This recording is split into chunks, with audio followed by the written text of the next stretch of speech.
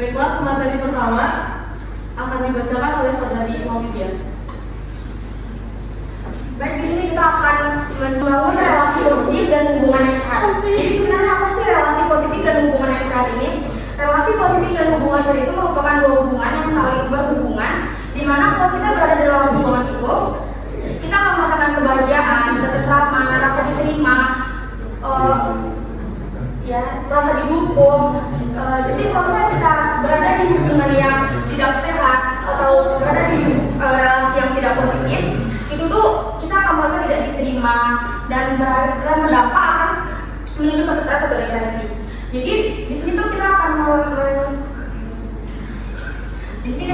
menjelaskan bagaimana cara membangun relasi positif dan hubungan yang sehat dengan orang tua atau teman sebaya. Yang pertama saya akan menjelaskan dengan orang tua terlebih dahulu. Mungkin sebagian dari kita merasa hubungan dengan orang tua itu lebih rumit dibandingkan hubungan dengan teman sebaya. Karena kadang apa yang kita mau itu tidak sejalan kan dengan apa yang orang tua kita mau. Jadi itu pasti berujung kayak kita kelahi, merasa pendapat kita ini tidak diterima sama orang tua. Jadi caranya itu kita tuh dengan melakukan komunikasi terbuka dengan orang tua. Komunikasi terbuka itu adalah kita ngobrol dengan tidak ada emosi, yang tenang. Pokoknya kita harus tenang, jujur kita sampaikan apa sih yang kita mau gitu, biar pendapat kita itu diterima. Tapi tidak boleh menggunakan emosi, karena kalau kita menggunakan emosi, bukan solusi yang kita dapat, malah kita akan menciptakan masalah yang baru.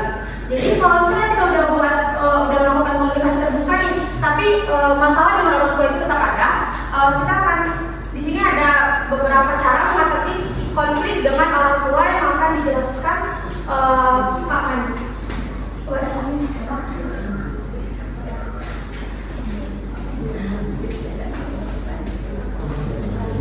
Saya akan melanjutkan mengatasi konflik dengan orang tua. Ada dengan cara tenang, yaitu dengan menahan diri dulu sebelum diskusi. Biasanya kan kalau berantem sama orang tua pasti masih ke bawah amarahnya kan. Jadi sebelum menyelesaikan masalah dengan orang tua itu, tenangkan dulu diri kalian, baru ngajak ngobrol baik-baik. Jadi nggak ada amarah membara-bara lagi kan, karena udah tenang. Terus cara kedua, tidak menyalahkan. Fokus pada penyelesaian masalah, bisa menyalahkan salah satu sama lain, saling menghormati pendapat masing-masing.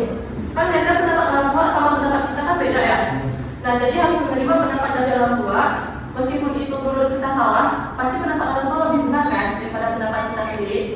Nah, yang selanjutnya cari solusi bersama. Misalnya kesalahan kita tuh kayak pulang malam gitu kan. Pulang malamnya udah sampai jam 2 gitu. Jadi orang tua masih marah. Cari solusi, maunya gimana gitu kan. Kayak batas waktu pulang malam tuh kayak jam 12 atau jam berapa gitu kan.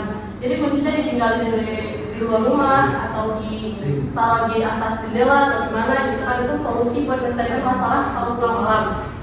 Selanjutnya membangun kepercayaan dengan teman.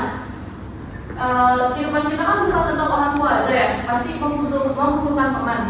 Nah, kepercayaan teman itu salah satunya jujur, saling melengkapi, setia. Kalau kejujuran itu, misalnya kalau kita bohong, misalnya kayak si Erik bohong sama temennya, pasti temennya kayak kasih tau ya sama Erik mah pembohong, Erik mah nggak asik gitu kan. Iya, makanya jadi harus membangun kepercayaan dengan teman. Saling menghormati itu kan pasti ada aja yang temenan sama kakak tingkatnya gitu kan. Terus yang kalau kalian punya adik tingkat pasti saling menghormati satu sama lain. Kan temenan kan nggak mungkin yang seumuran doang kan, pasti ada yang di atas, pasti ada yang dari kalian. Nah terus satunya ini kayak gitu lah, kayak kalian kan kayak satu ikut, pasti semuanya ikut gitu kan. Tapi dengan tujuan kebaikan, bukan tujuan kesesatan ya. Materi selanjutnya akan dijelaskan oleh saudari Salma. Selanjutnya itu ada tidak mendengarkan. Karena itu ada terus berarti berhatilah mendengarkan dengan terus, fokus pada apa yang dikatakan teman, bukan hanya menanggapi. Nah, contohnya nih kayak ada ini pasti punya teman yang curhat kan, misalkan itu tentang masalah keluarga ataupun masalah percintaan mungkin. Nah, jadi kalau misalkan itu teman ada berarti kita jangan melakukan kesibukan lain, misalnya kayak main HP ataupun kayak pesong kanan kiri itu dari Jadi kalau misalkan kita melihatin dengan perasaan tulus, kan mereka tuh merasa kayak dihargai atau didengar gitu.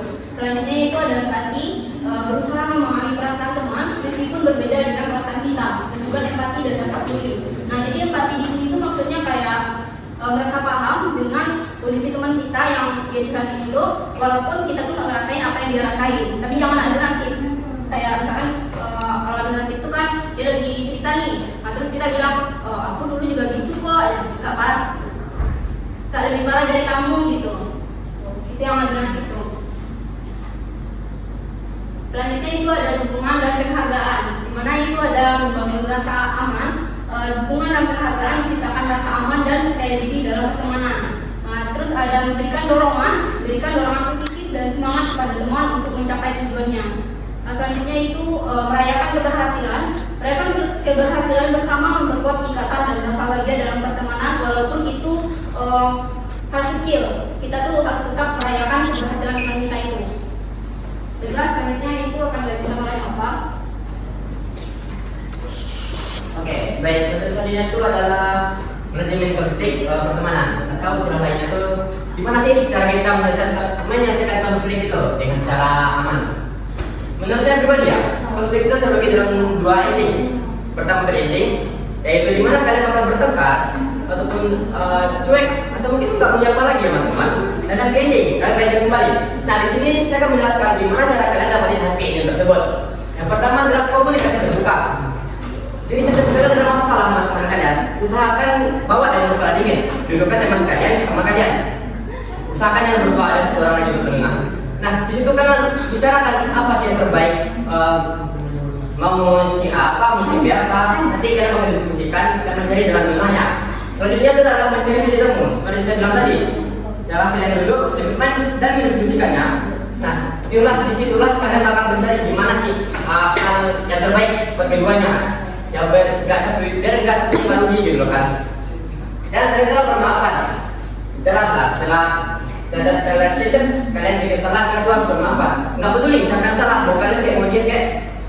Usahakan kalian yang minta maaf duluan. Biar apa? Kalian nggak capek apa? Marah-marah ke dia. Setiap ketemu kalian ngindar, nggak capek apa? Maka ada diam aja, maafin aja untuk bermaafan. Nah, materi terakhir yang terakhir adalah relasi positif. Gimana sih cara bangun hubungan yang sehat gitu kan? Nggak hanya dengan pasangan tapi juga teman juga. Nah, relasi positifnya atau hubungan positif itu tidak terjadi instan ya. Istilah katanya kita harus dibangunnya sendiri gitu loh. Dengan cara ya usaha dan komitmen. Dan juga kita juga harus melakukan komunikasi yang baik, juga menjaga hubungan yang baik dan saling mendukung. Jadi tidak ada istilah katanya bicara di belakang ya. Nah, mungkin sekian ya yang materi yang bisa saya sampaikan. Saya kembalikan mendapat baiklah, sekian dari kami semua. Terima kasih pada teman-teman yang sudah meluangkan waktunya. Sekian dari kami. Wassalamualaikum warahmatullahi wabarakatuh.